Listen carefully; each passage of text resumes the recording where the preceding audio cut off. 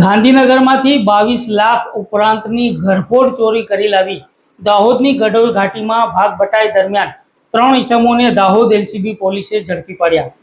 દાહોદ જિલ્લાના 3 ઈસમોએ થોડા દિવસો અગાઉ ગાંધીનગરના દહેગામમાં આવેલી કોસ્મેટિક કંપનીની જી હાઇઝન્સ પ્રોડક્ટ્સ નામની ઓફિસમાંથી 22 લાખ ઉપરાંતની ઘરફોડ ચોરીને અંજામ આપ્યો હતો। જ્યારે ગાંધીનગરના પોલીસ મથક ખાતે આ ગુનો અનડિટેક્ટ ગુનો હતો। જ્યારે ત્યાં ચોરીની ઘટનાના સીસીટીવી ફૂટેજ પોલીસે જોતા ત્રણેય ઈસમોના મોઢા બાંધેલા હતા, એટલે પોલીસ માટે આમને પકડી પાડવા માટે પડકારજનક હતો।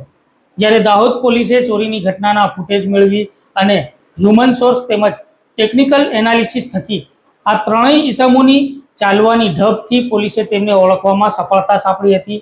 જ્યારે આ ત્રણેય ઈસમોને હ્યુમન સોર્સના માધ્યમથી માહિતી એકત્રિત કરવાનું જાણવા મળ્યું, ત્યારે દાહોદ એલસીબીના પીઆઈ સંજય ગામેતીને બાતમી મળી હતી કે આ ત્રણેય ઈસમો દાહોદની ગઢોઈ ઘાટીમાં ભેગા થવાના છે।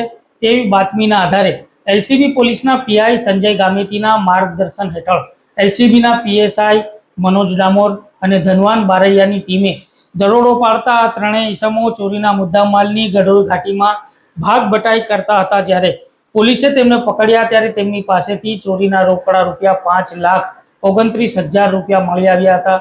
જ્યારે પકડાયેલા ઈસમોમાંથી રૂમાલભાઈ કાલિયાભાઈ પલાસ રહેવાસી આંબલી ખજુરિયા ખાડાફળિયું, અન્ય બીજો ઈસમ ભારતાભાઈ નાનિયાભાઈ પલાસ રહેવાસી આંબલી ખજુરિયા ખાડાફળિયું અને ત્રીજો ઈસમ નટુભાઈ નબળાભાઈ ચૌહાણ રહેવાસી નાની ખરજ બાંડીખેડા ફળિયું, આ ત્રણેય ઈસમોને દાહોદ એલસીબી પોલીસે ઝડપી પાડી 1069 જેટલી ભારતીય બનાવટની ચલણી નોટો તેની પાસેથી કબજે લીધી હતી, જેની કિંમત 5,29,000 રૂપિયાનો મુદ્દામાલ ઝડપી પડ્યો હતો।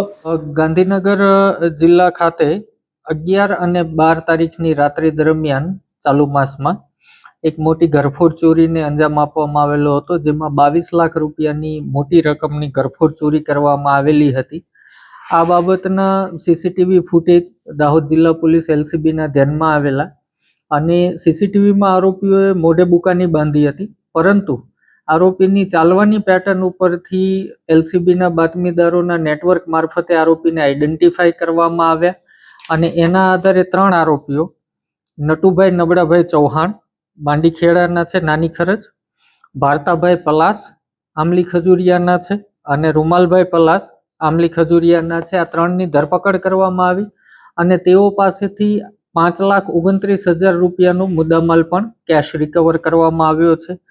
આરોપીઓ પૈકી નટુભાઈ અગાઉ 4 ગુનામાં પકડાઈ ગયેલા છે, ભારતાભાઈ અને રૂમાલભાઈ 3 ગુનામાં પકડાઈ ગયેલા છે। આમ ગાંધીનગર જિલ્લાના ચકચારી જે 22 લાખની ઘરફોડ ચોરી હતી એ ગુનાનો ભેદ ઉકેલવા માટે દાહોદ જિલ્લા એલસીબીને સફળતા મળેલી છે।